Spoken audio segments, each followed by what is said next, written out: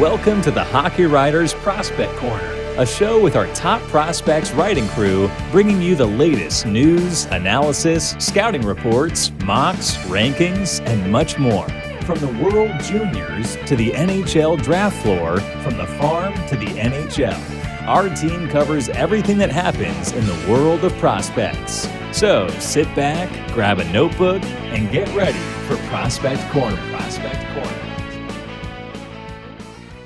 Hello, everybody, and welcome back to another episode of Prospect Corner here at the Hockey Writers. I'm your host, Matthew Zatora, and I'm joined in by my co-host today. Only one of us are here, but Dayton Reimer is back, and Peter Barricchini is otherwise preoccupied with other work.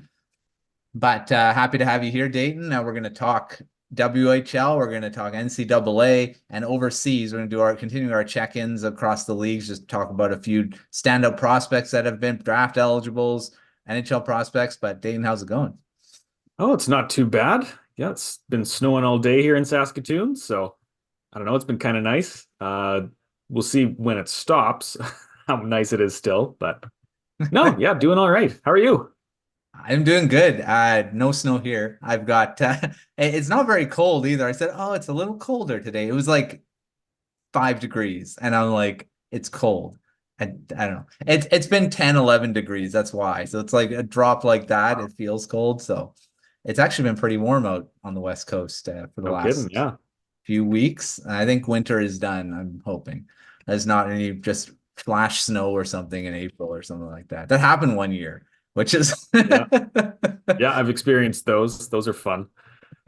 But yeah, doing well. We're coming up to the trade deadline, getting closer. After that, we're going to be right into the draft, and almost every episode we're going to be talking draft, mock drafts. So we're going to do one today, but don't have enough people to do it. But we will be doing another mock draft probably next week or a week after that. We'll see what happens. But today, let's jump right in to our check-ins here, and we'll start with the WHL, which is, I mean, I've got a few teams in my backyard here. I know, Dayton, you've got one right in your backyard. So let's talk about a few of these guys.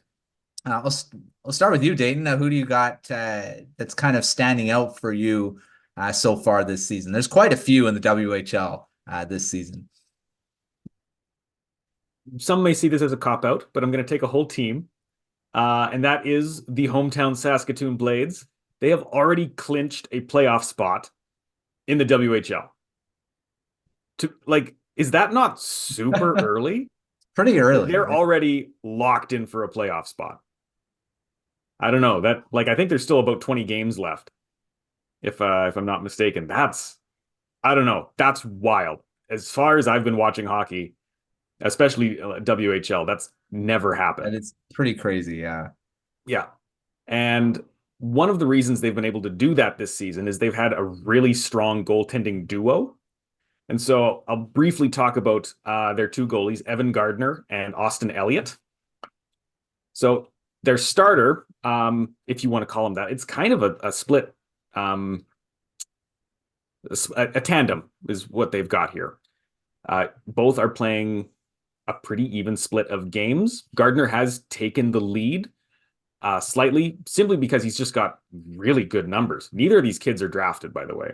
Mm-hmm. But Gardner has a 198 goals against average, which is pretty decent, and a 927 save percentage. I think he's 19. He might be 20. Don't have that off the top of my head. But that's second in the WHL. That's crazy high, and he's been able to sustain that over 20 games. Or so. Do I have it still pulled up here? I would like to give the exact numbers. Yeah, I got her here. Yeah, so over 22 games, he's been able to do that. Lost 5 times. That's it. 2 shutouts. This is a kid I think that you're going to want to pay attention to for the upcoming draft. Mm-hmm. Except, yeah, so he is ranked. I'm mistaken. Austin Elliott is he's the older one, I believe. But Evan Gardner, he is ranked 16th among goalies for this year, which feels that's too low. Like this kid Yeah. is putting up numbers. He's 6'2", so he's got NHL size. Yeah, I don't know. This is a kid to keep an eye on for sure. Yeah, I mean, we've talked about goaltenders in the show already about, there's probably not going to be a first round pick. Definitely not going to be a first round pick in this one. But there are some interesting ones later on, and he's definitely one. He's sure putting up the numbers to have him on the radar. And so, yeah, I think that's definitely at goaltender to keep an eye on. We'll keep track of him for the rest of the season, and hopefully get a draft profile out on him as well. So we'll see what happens with him. I've got another guy, and this is an undrafted guy. He is not going to be drafted. He won't be drafted. He had Zach Funk on the Prince George Cougars. He's got 49 goals right now, and on pace to actually break a franchise record, which is 55 goals for the Cougars. That he only needs 6 more, which I think is doable. It's definitely doable for the next. I don't know how many games are left. There's still quite a few games that he could potentially do this, and he's got 22 of those 49 are power play goals. We all saw what Archdeep Baines did in his final season, and then got signed by the Vancouver Canucks. And he's doing really well in the AHL. This guy's another one that could potentially do this, get signed, and cultivate a pro career for himself. And he's sure doing it. And a jump up from what he's done in his career. His career high before this was 22 goals. Yeah, so big jump. 49 is a pretty big jump. I mean, this was a debate even when Baines was doing this, that he's overage guy. He's much older than everyone else, much stronger than everyone else. So of course he's going to dominate. Yeah, that's partly true. But the thing is he is dominating. So he's doing something right. It's just, he'll probably drop, obviously. I mean, he's not going to score 49 goals in the AHL. He'll probably do what Baines is doing, 14, 20 goals. But he's sure making a case to be signed by someone. So keep an eye on Zach Funk for the upcoming signing season for these CHL guys, or the overage guys, which could happen pretty soon. I believe they're able to start signing. I can't remember the date where they're able to start signing these guys, but we'll see. He's definitely a guy to keep an eye on. All right. You have anyone else? I know you talked about a drafted or undrafted guy that's going to be drafted. Do you have someone that's already drafted that you kind of want to shout out? Sure. Yeah, there's one guy I've been trying to follow fairly regularly, just because he's putting up ridiculous numbers, and that's Jagger Firkus. I've talked about him on this show before, but he's currently leading the league in points. And this is a kid who slipped down the draft. I believe it was last year. And there was some criticism about, I believe it was playing more of a one-dimensional game, if I'm not mistaken. But right now, in 46 games, he's got 40 goals. So I believe that is third in the league, behind Funk and another Saskatoon Blade, Jagger Sidorov, a Anaheim Ducks pick. But he's got 91 points in that span. That's almost 2 points a game. Like... I don't know how some of these kids put up points like that. I don't know. It's insane. They're getting at least a point or two a game. And that's. So he has roughly, what would it be? A little less than 20 games left. So he could hit 55 goals and 125 points this season. That's insane. And that's another sneaky pickup from the Seattle Kraken. I know we keep talking about that. And sorry, my mistake. It was 2022 that he got drafted, not 2023. 5'11", I don't know. He just knows how to score, and he knows how to put up points in arguably a very tough league. Yeah. The WHL has a reputation of being probably one of the more physical leagues of junior. It's a very grindy league. You get a lot of guys who end up being tough guys in the NHL just because they know how to do that type of game. Mhm. And so if you're drafting a little guy, it should be out of the WHL. And I think Firkus is going to be just a fantastic player. Mhm. He's definitely showcasing himself. I know we had him higher than where he was drafted because I think he was a guy that was like, why is he dropping so much? I mean, he should be drafted by now. But yeah, the Kraken are sure. I'm precursing or foreshadowing. I've got a Kraken prospect in my in the overseas one too, and yeah, these guys they're sure building a pretty good prospect pool for a team that's not. It's not even 3 years old, so you'd think that it would take a while, Oh, but totally. it's He's not. and if I don't if I remember correctly, I think he was projected to be like top 20, wasn't he? Top 25? Well, it's supposed to be in that first, like that top 25, yeah. Yeah. But he He dropped. went to 35 overall. Wasn't even in the first round, which Goodness. is Yeah. Yeah. Some guys had him like 20th, 16th was Craig Button. I've got yeah, this pulled up here. Yeah, never should have dropped, and now we're seeing why. yeah, yeah. For sure. And then the WHL isn't easy to dominate. I mean, you've got, especially for a smaller guy. So the fact that he's doing it, he's going to be a solid NHL player. That's for sure. I've got another small guy, and this is a NHL. This is a draft eligible guy, and that's Berkly Catton. He's another one that's. I mean, he's probably not going to drop because he is projected to be in that top. I believe there's a bunch of guys that, yeah, it's like Hockey News. Tony Ferrari has him at 2, second overall. Wow. Yeah. Yeah, 5th overall, 8th, around that top 10. So Berkly Catton, he's got 38 goals right now, on pace for 52. Has a bunch of shorthanded goals. I believe he leads the WHL in shorthanded goals. And one thing that's kind of been against him is his defensive play. Now, shorthanded goals, I guess, aren't showcasing that you're good defensively. You're just pouncing on those opportunities. But he's sure jumped up again. Another guy that's jumped from his last season too, and that was just he had 23 goals in his I guess first full season in the WHL. Because he played 9 games before that. And he's already got the 38 and 50, and he had 23 and 63 last season. So he's sure acclimated to the league. And for an undersized guy, there's another undersized guy that's dominating the WHL. And he could, I mean, he's very creative. He's very dynamic forward as well. So Catton is going to be someone that I know we'll probably see in the top 10.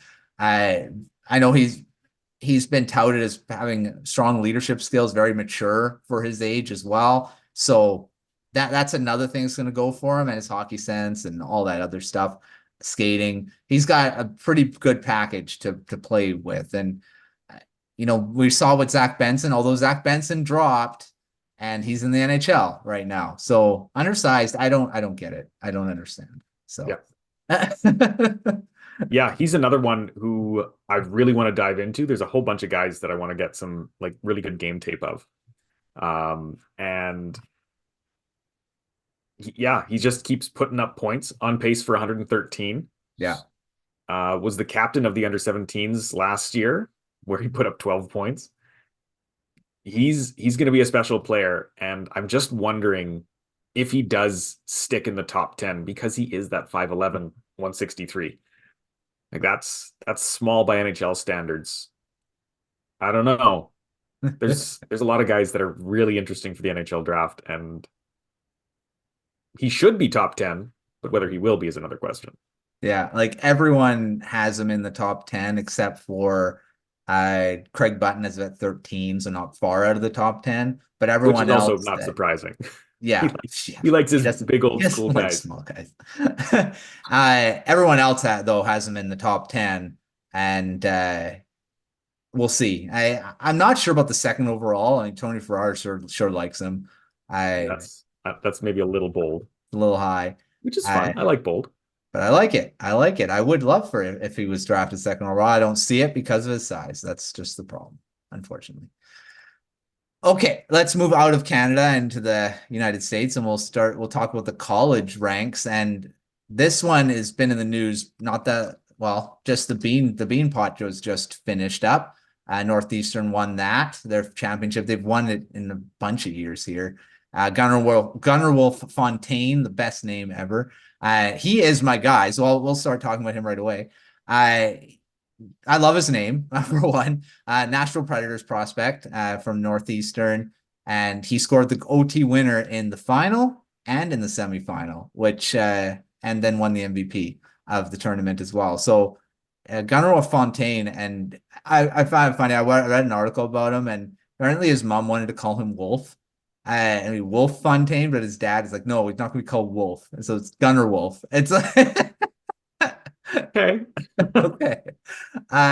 He's, I mean, I love it. That's the one thing about, I love these names when you go in and you're looking at the draft and you start seeing a lot of the names that are coming up and you're like, you just want to kind of look at these guys because of their name and see if they're actually a good guy to actually follow. But yeah, Fontaine's sure put his name on the board in the last week or so. Drafted in the 2020 draft, 202nd overall. So he was not a high pick by any means, but he's improved himself and put himself on the map here with his performance in the bean pot. So very impressive in that tournament. So Gunnarwolfe Fontaine is my standout in the last week and in this check-in here. What do you got for, it could be a drafted guy, could be undrafted. It doesn't matter what order we go in here. Yeah, I do have somebody, but before we get into that, I got to say NCAA has two types of names. You either get Gunnarwolfe Fontaine or Cutter Gauthier, sorry. Rutger McGroarty, fantastic names. Yeah. I'm even noticing a Liam McLinsky, great name. Or you get Will Smith. Yeah. Right? You have two types, either crazy or not. And like Gunnarwolfe Fontaine, that's almost a WHL name. If you've seen any of the discourse around that, some wild names there. Okay. So my guy is a future Beanpot competitor, and that'll be Cole Eiserman. Yeah. I believe he's committed to Boston University. So I did a little bit of research on him recently for a premium article. I don't know if I'm jumping the gun on that a little bit, but he's always struck me as a very interesting prospect in that his goal scoring is basically incomparable this year. Nobody can shoot the puck like Cole Eiserman, which, by the way, it's another good name. Eiserman, spelled differently, said the same. It's the best. But everyone seems to be dropping him on their lists. A few guys still have him in the top 5. Most have moved him out of there. He was a second overall competitor, like a matchup for Macklin Celebrini this year. And they keep dropping him. And I can't figure out why. So I started to do some digging. And yeah, there's some defensive inconsistencies, sure, but that shouldn't be an issue. What seems to be the issue is he doesn't create his own offense, which, yeah, I get it. That's a little bit troubling.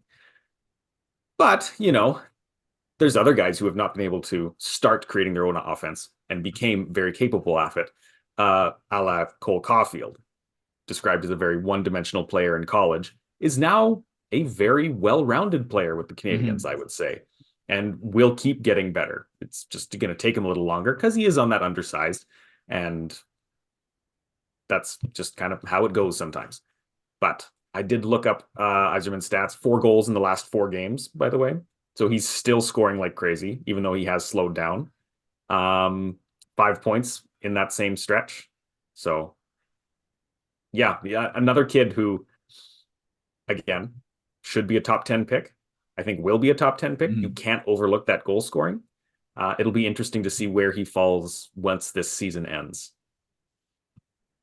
Eiserman is, that's a guy that's going to you'd think like we had him second overall. I think a lot of us had him at second overall to start the season. Yeah, but he has dropped, and we talked about him in the midseason rankings where he dropped out of the top.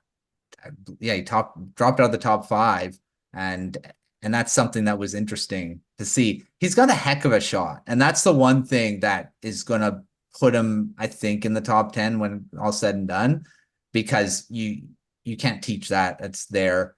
He's got an elite shot. It's going to be something that's going to score him a lot of goals in the NHL.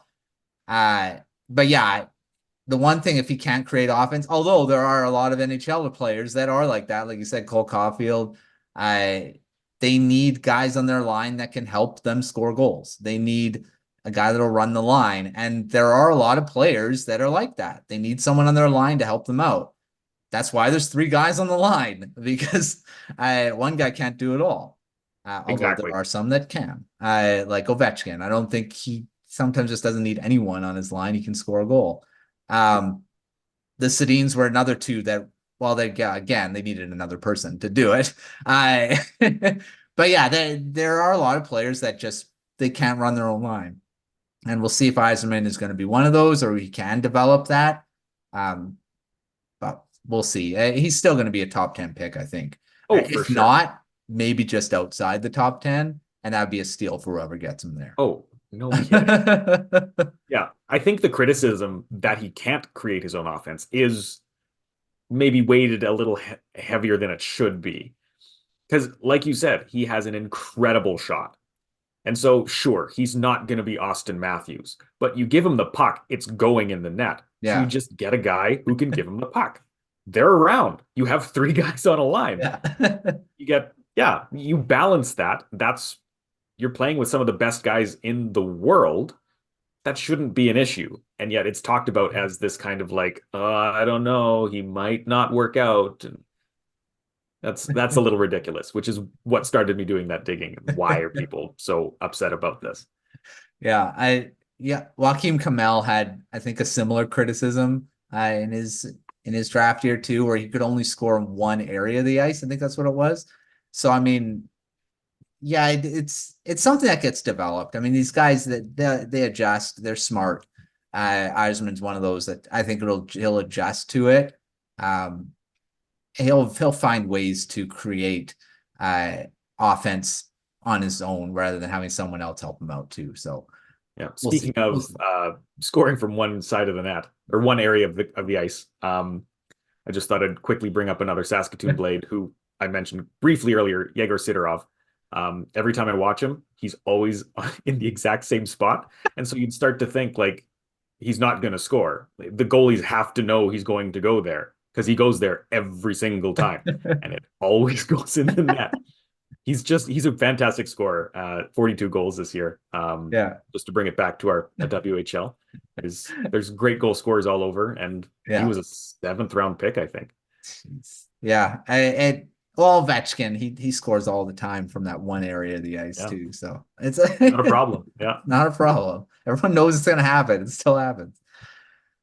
All right, drafted guys, and I'm going to talk or undraft. Wait, who did I talk to? I talked about a drafted guy. So I'm going to go with a guy that's going to be drafted, and that's Zeev Buium, University of Denver. He's risen his stock obviously from the World Juniors, but he seems to be just keep rising up the rankings. And in the last bunch of games, in the last 10, he's got a 4-point game, a goal, and 3 assists. He's got 2 goals, and let's see, I counted up here, 9 points. So 2 goals and 10 points. I missed 1 point there. 2 goals and 10 points in his last. That is 10, right? 1, 2, 3, 4, 6, 8 games. All right, so it's even better. 10 points in his last 8 games since coming back from the World Juniors, where he scored in the gold medal game and looked very good, very mature for an undrafted guy that's playing with a bunch of drafted guys. So he stood out there, and it seems like that's boosted him for the rest of the season, at least in the last bunch of games where he's looked very good. So yeah, I don't know. Buium could actually jump into that. We're talking about the top 10. He may actually jump into that conversation when I don't think anyone had him in that area when now I'm looking at the rankings. They're around there. You got him at 11th, 13th, 16th. The lowest is 21st by Dauber Prospects. Everyone else has him around that top 10 now in the latest ranking. So looks like he is jumping into that conversation. Smart Scouting has him actually at 5th overall, and Recruit Scouting there, 5th overall. That's pretty high. And here goes Ferrari as well. He's got him at 4. So he's high. And he's just taking big swings this year. We gotta have him on the show. Cool. We gotta get him back on. He's been on the show a couple times. We gotta get him to explain some of his rankings, because that's awesome. Got a couple interesting ones. Yeah. It's Buium sure increased his stock, that's for sure. I guess I could have just looked at Elite Prospects. They got it at the top here. 10 points in 10 games. 6 in his last 5. So yeah, Buium's keep an eye out. Well, obviously everyone's keeping an eye on him because he's jumping up. So he's my guy. Okay. I'll take another drafted guy then to round out our college prospects here. And that is the current NCAA point leader, Gabe Perreault. Oh, yes. So I saw him starting to pop up on Twitter a little bit as I'm doing some of my research, and everyone loves those player cards. And someone starts comparing him to someone, another player who's drafted, I believe, right after him. Or no, right before him. Right before him? My memory's not the greatest. Yeah, a little bit before him, now that I'm starting to get my facts straight here. Hanzek for the Flames. Yeah, it was before, yeah. Yes. Yeah, I think he was like 16th, and then Perreault was in the 20s. Yeah. So comparing where they're slated, and, Hanzek looks okay. Perreault looks otherworldly. And just to emphasize that incredibleness, he's played, he's gone 3 games this year where he didn't get a point. The first 2 to start the season, and 1 in November. That's it. Every other game he's played, he has put up at least 1 point.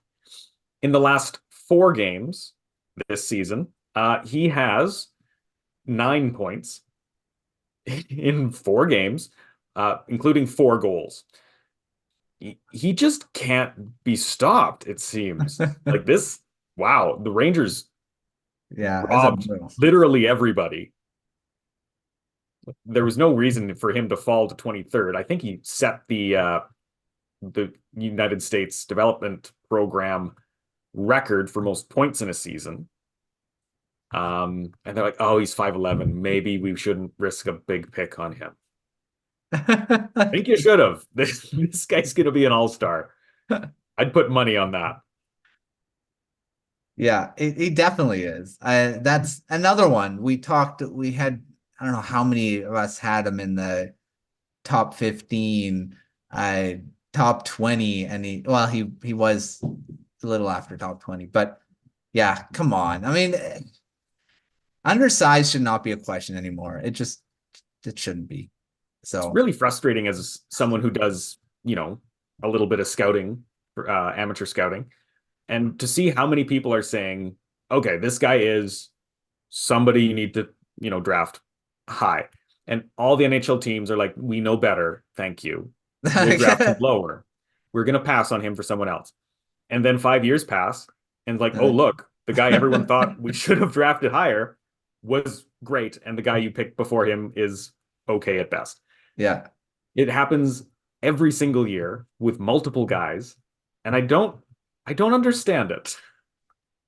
Well, the best example right now is Zach Benson, like in Buffalo. He's in the NHL, and he just scored a ridiculous goal. What was it last night before, something like that? Something like that. Yeah, I don't know. And of course it's the Sabres getting him. Like, of course it is. Yeah, he that's another one. Like, come on. It shouldn't happen. Shouldn't happen. I feel like there's an article there somewhere. Definitely passing on these guys. Okay, let's jump out of North American and fly overseas and talk about a couple guys. Who do you got from overseas here that you want to kind of highlight?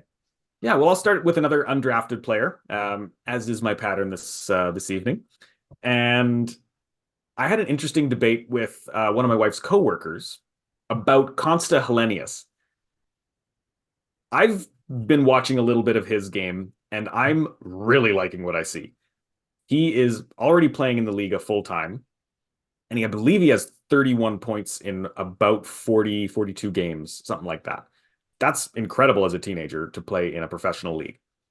And he's hailed as being a very complete, well-rounded player. And we saw that at the World Juniors. Even though the Finns didn't do fantastic, he was still a decent defensive presence when he needed to be. Which again, as a teenager, as a 17-year-old, that's incredible. He, to me, is a more offensively gifted Anton Lundell. Mm-hmm. Like, I think he is top 10 potential. And it seems like that is sort of where he's headed. But, you know, he is that undersized center. Teams are a little skeptical, a little hesitant for undersized centers, which I understand. You're kind of a little bit more in the firing lane, so to speak. And so this coworker had him at 11, whereas in my rough rankings, I put him at 6, which I understand is a little high, but this is a definite top 10 talent. Yeah. And I'm really interested to see. I keep saying that because I am. They're so interesting. I want to see how this progresses for the rest of the season. But yeah, he's a really interesting prospect, and I don't have his stats up right in front of me, at least his game by game, because the European websites are very difficult to navigate. Yeah. But yeah, I think there's a real potential to have like another steal at the draft with this kid. Yeah. I know he's ranked in that top 20, and some have him in the top 10, some 15. He is a guy that's going to be, again, interesting to watch in the draft too. I'll start with a drafted prospect and another Kraken prospect, Oscar Fisker-Molgaard. Another one, like, he dropped into the second round, and that's where he's drafted. And what was it? 52nd overall. I know Logan was really high on him throughout the draft year last year. Yet he dropped to the second round. I know he had him ranked in the late first, I believe. Or even mid first. I know he had him high. And he was drafted in the second round, and he is doing really well in the SHL right now. He has 6 goals and 16 points with HV 71. The team he played for last season in his draft year, but only had 7 points in 41 games. So he already has 16 and 39. And this is a guy that I think is going to end up being a very good, maybe borderline second line player, but a very good middle 6. So, and the Kraken get this guy. And I mean, it's not totally crazy being in the second round compared to the first. It's not like they got a complete steal in the 5th, 6th round, but he's going to end up being a very good two-way center in the NHL, and another great name, Oscar Fisker-Molgaard. Oh, so good. And a very mature player for his age. And one thing about these guys that already have that defensive game, they're going to make it to the NHL a lot sooner, because that's the thing that always has to get developed. And if they already have it, he's going to end up being able to start on the 4th line while other guys have to start in the AHL, because they have to round out that defensive game. And he'll probably be there already. So another Kraken prospect that they got in the second round. Yeah. Was it Riker Evans? That was I don't know. One of the guys, Ty Carte or Riker Evans, was the undrafted one. I can't remember the one, but they're 2 in the NHL right now. Yeah. And I know they're not first round picks. I think you might be right with Evans. The memory's a little fuzzy though. So yeah, Riker Evans is a second round pick. And okay, must have been Cartier then. I'm gonna be I wrong. thought he was drafted though. Yeah, Ty Carte was undrafted, Gotcha. Okay. signed from the Sioux Greyhounds. So That's what it yeah, was. and he's got 8 goals this season, 15 points, and had 3 goals in the playoffs. So I no longer a prospect, but just another example of the Kraken be able to get these guys that undrafted or lower when they should have been, and they end up being a really good player. So, Mhm. and that's probably end up being Oscar Fisker-Molgaard as well. Let's who do you got for another what are you on, the drafted prospect now? Few guys I'm thinking of here. Let's go with Lian Bichsel. So he started the season in the AHL, didn't do great. There was some criticisms about his play style and how he was fitting into North America. So he got sent back to Sweden. And in Sweden, he's been doing pretty solid. Again, he's going to need some time. He's one of those big defenders, but 18 games, 2 goals, 3 points, 14 penalty minutes. It appears that he is playing, relatively regular minutes and in roles where he can succeed. That's exactly where you want a player like Bichsel to be right now. Mhm. Because he's going to need that extra time to develop and to figure out kind of how he fits on this ice, getting him more accustomed to the European ice surface, kind of where he grew up, to get that confidence back, I think is a really great move. Again, that happened quite a while ago, but so far it seems like things are working out for the Stars. And that's really nice to see, because he was a decently high pick, and you never want a pick to be bad. We all talk about picks that, like, oh, that's bad pick, terrible selection. But I think as hockey fans, as people who scout, you never want a pick to fail. We just have our doubts about some of them. So Yeah. it's nice to see that he is doing better with this assignment. Yeah. I mean, he's a big guy, 6'6", 233, 18th overall by the Stars in 2022. And again, there's another team that, why do they have a good prospect pool? Like, what? They're a great team and they have a great prospect pool. It should be. Although that's what ideally you want. You want to be a really good team and still being able to keep pushing in prospects. So yeah, the Stars are sure doing good. And Bichsel, I mean, 7 points in 16 games is not horrible, but he's a guy that's probably just needs a bit more seasoning, and going back to Europe is not a bad thing. And so yeah, that's a guy that we'll be watching as well for the Stars in the future, because their defense it's not young. It's Thomas Harley's doing really good this season though. Yeah, he's been a surprise. Yeah. What has he got? 12 goals, I think. Something like that. Yeah. Yeah. So Bichsel is going to add to that. Miro Heiskanen obviously is not old, but I think they're going to need a few more guys to kind of start pushing, because it's not the youngest blue line. I think there's at least on the high end where they're going to be able to replace a guy like Heiskanen in the future. So Bichsel's definitely going to be in that, I think. Yeah. And we all know that, bigger players take longer to develop. Yeah. And as long as they have an area where they kind of excel, and Bichsel, he's got that physicality, right? He knows how to use it. He's got great vision. That's something that you really want to see with a prospect. The other stuff will come. Yeah. And putting him in a place where he can succeed, where he is more comfortable, that's a really smart move by the Stars. It's always frustrating when you see a kid lose their confidence and have to really work to get that, because they keep getting placed into situations where they can't succeed, or at least they have that mental block about succeeding, right? Yeah. And so I really like what potential he brings for the Stars. He's got that big defensive presence. Like, he's not going to be a top offensive performer like Zdeno Chara. But everyone needs a Sammy Salo, right? Yeah. He'll be better than that, I would assume.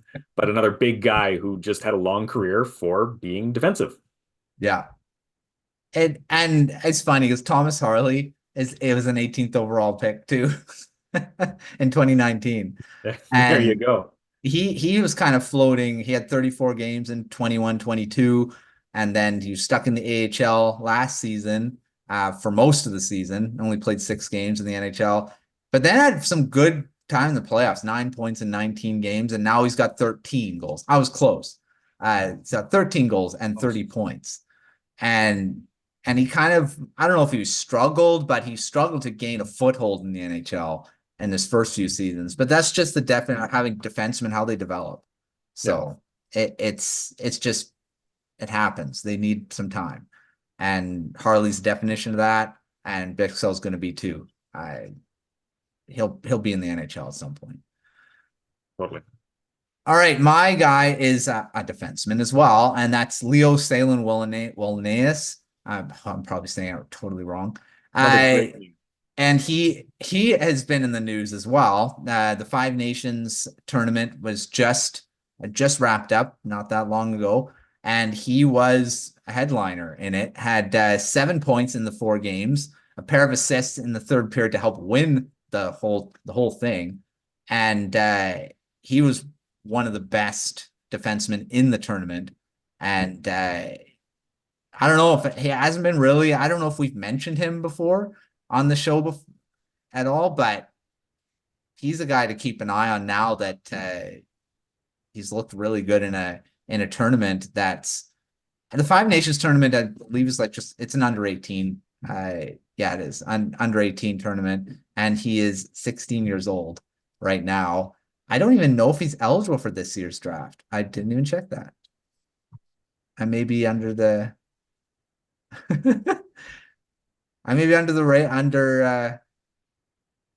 give me a sec. He may be a 2025 guy, which would be crazy. Nope, 2024. There we go. Good. He was 2024. He is 2024. He is 17 now. Article said he was 16. But he's 17 and he is ranked by Craig Button at 31st, 38th by Bob McKenzie. So looks like could be a late first round, early second, and left-hand defense, not right. But he stood out in that Five Nations Cup and had 4 points in one of the games against Czechia. So there's another defenseman to keep an eye on for sure. Now that I'm sure that he's a 2024 eligible prospect. So yeah, keep an eye on him. Sometimes it's tricky to keep track because I keep looking at Gavin McKenna with the Tigers, who's doing phenomenal. It's like, oh, he's probably draftable next year, right? The year after, he's 2026. I don't know how that's possible. He's too good. Yeah. Yeah. We'll talk more about him later, though, for sure. Oh, 100%. I think he's going to be a main name to throughout the whole draft season next year. I'm gonna go check him out live next or this coming weekend. So I'm looking forward to that. Yeah. All right. Well, before we wrap up, I obviously we don't want to kind of go through the article, but you just released a premium piece on the Hockey Writers Substack. Check that out. Subscribe below. You get the free version, obviously, but there's also the premium tier, which this article is part of. So Dayton run through. I mean, it's an interesting article. You kind of do a versus. We've done on this show before between two guys, and that was Cole Eiserman and Carter Yakimchuk. Yakimchuk's not ranked as high as Eiserman. I think he's around the same area now. But kind of go through what you're kind of thinking between these two prospects. Why'd you pair them together like that? Yeah, like on the surface, it seems strange that I would match up a high-scoring forward and a big right-handed defenseman, right? Yeah. Completely different players. But as I'm doing, some scouting research and some research for, other articles, I'm noticing a lot of similarities in their scouting reports. They have incredible nose for the net. They have a great shot. And you look at Yakimchuk, he's, I think, the only defenseman this year who's hit 20 goals already. both of them have defensive problems. Eiserman, we already talked about briefly, but Yakimchuk is also kind of disengaged on defense. He doesn't have the best vision, so his decision-making isn't fantastic. And he makes mistakes on a Calgary team, Calgary Hitmen, who can't really afford to have those mistakes. They're a young, inexperienced team, and so they're not doing fantastic. Yakimchuk is their second leading scorer, behind Oliver Tulk, I believe, who's, could be good, but definitely not a big name. And so I'm trying to figure out, why are these players described exactly the same way, yet viewed entirely differently, right? Eiserman is, I don't know if we can use a high pick for him. Yakimchuk, this guy's great. The defense will work itself out later. Yeah. Why are they being treated with a different measuring device? And so that's what I go into in this article, is what is keeping them so close yet so far away from each other? Because that really struck me as strange. And I did manage to find, I did mention one reason why they are, why the reactions are as they are. But yeah, there is, I think, an unfair bias that I discovered. That's really, why shouldn't we be treating these players the same? Because they kind of are. And it's unfair to see one as a great prospect and another one as a problematic one, because there's very little separating them. Yeah, it is an interesting connection between these two guys. And yeah, take a look at that article. It's a great read. It does. It's very interesting to see these two guys paired together. So take a look at that. Link below, premium subscription to the Hockey Writers Substack. You don't just get access to the Prospects Substack, you'll get access to everything that the Hockey Writers provides. And that's all the teams, hockey history, the NHL rumors, lots of fun stuff at the Substack. So if you want to just subscribe to take a look at that article, by all means, you can do that. And if you need some convincing for future stuff, I am working on a top 32 ranking that will be premium only. We'll see if it sticks to 32. There's too many guys, so we'll see. Yeah, we'll look forward to that too. So take a look at that too. All right, Dayton, we're not going to do a prospects of the week because we've talked about tons of prospects, unless you have someone in mind that you want to talk about. Unless you want to hear about more about the Blades. Listed 3 guys already. I got more. There's plenty. There's plenty. It's we're gonna keep talking about all these guys, and we'll do our last. Well, we've done all the check-ins. Now we're gonna do a mock draft, and hopefully we get everyone on board. At least the 3 of us, me, Peter, and Dayton, to do a mock draft 2.0, because we've done one this season. But Dayton, you'll be the first time on the mock draft, so we'll see how it all plays out, where the standings are at that point. We'll just go by point percentage or whatever of the bottom 16, and won't use the draft lottery thing. Whoever gets the last pick will get the first pick, and it's probably gonna be the San Jose Sharks. I believe they are last still. Or the Blackhawks again. They got a good chance. Yeah, so those 2 teams will be 1-2 most likely. But yeah, we'll look at do a mock draft on the next episode, hopefully, once we get everyone back. But thanks, Dayton, for joining the duo on this episode. But we still talk prospects and had some fun. So, but until next time, we'll see you on another episode of Prospect Corner.